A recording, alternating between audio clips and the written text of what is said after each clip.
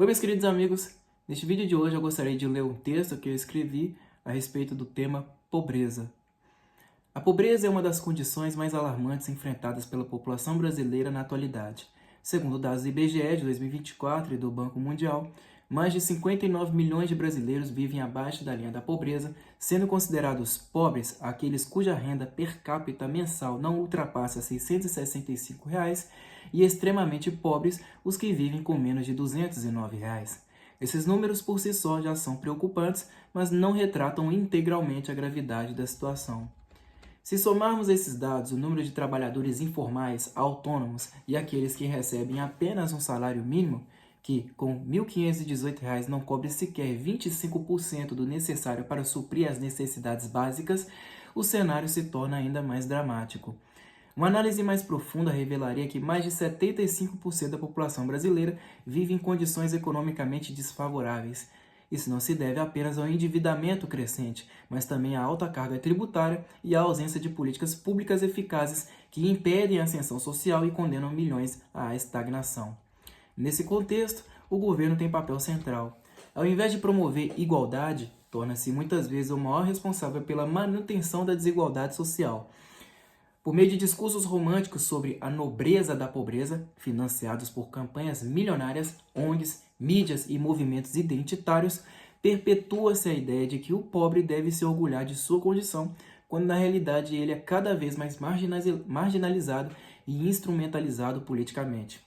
É preciso ir além e questionar.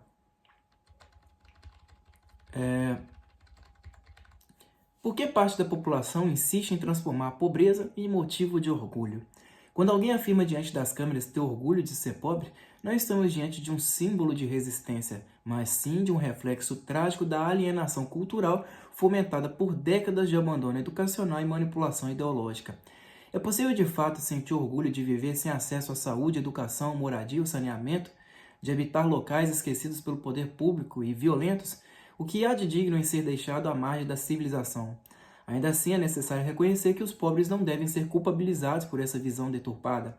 A pobreza no Brasil deixou de ser apenas uma realidade socioeconômica e passou a ser tratada como um conceito identitário. As chamadas comunidades, entre aspas, longe de serem apenas locais de habitação, tornaram-se vitrines da contracultura promovida por ONGs que muitas vezes mais contribuem com o fortalecimento do crime organizado do que a emancipação real da população. Cursos de grafite, rap e dança de rua são tratados como instrumentos de salvação, enquanto a educação formal e a formação técnica permanecem negligenciadas. É nesse ponto que a teoria do marxismo cultural, atribuída a pensadores como Antônio Gramsci, encontra ressonância. Infiltrar-se nas estruturas culturais para moldar mentalidades e garantir a hegemonia ideológica. Grande parte dessas ONGs recebe apoio financeiro de fundações internacionais e verbas públicas, sendo administradas por universitários que as utilizam como trampolim político. Um exemplo notório foi o da vereadora Marielle Franco, cuja atuação em comunidades carentes acabou sendo convertida em capital político. A verdade é dura. Se essas organizações tivessem o impacto positivo que alegam, o crime organizado já teria sido erradicado em muitas dessas regiões. O Brasil conta com mais de 870 mil ONGs, um número desproporcional que, em muitos casos, promove a desinformação, alimenta a dependência estatal e fortalece narrativas que romantizam a miséria. Favelas, portanto, não devem ser glamorizadas como modelos de vida. Elas são evidências gritantes da falência do Estado e da perpetuação de um ciclo de exclusão. Não são resquícios históricos de ex-escravos ou operários sem moradia, mas sim marcas de uma administração pública falida, corrompida e ineficaz. Dizer que se orgulha da pobreza é, no fundo, uma tragédia cultural. Tratar a carência como um valor é uma distorção que reflete o desespero de quem já não vê outra saída a não ser romantizar a própria desgraça. Tal qual o personagem Kiko, que tenta transformar uma derrota em vitória por meio do sarcasmo, o brasileiro acaba tentando encontrar virtude no fracasso, não por ignorância voluntária, mas por pura resignação. Eu não apanhei do Chaves, eu que lhe dei umas narigadas no punho, e não foi uma luta limpa, eu o sujei todo com o sangue do meu nariz. Ainda assim é possível identificar traços de humanidade e solidariedade entre os mais pobres, muitas vezes ausentes nas camadas mais altas. Nas favelas, por exemplo, há uma rede de cuidado e empatia que raramente se vê nos bairros nobres, onde o individualismo e a desconfiança imperam. Isso revela uma inversão de valores. A classe média, cada vez mais alienada, se emociona com campanhas publicitárias estéreis, mas ignora a miséria real ao seu redor. A carência de caridade individual, somada à ausência de autocrítica, empurra a sociedade para a inércia. Criticar o governo é necessário, mas não suficiente. É preciso antes que cada cidadão examine o seu papel nesse sistema falido. Os políticos que hoje comandam o país emergem dessa mesma massa amorfa, sem educação e sem propósito. A transformação coletiva só é possível quando começa pela responsabilidade individual.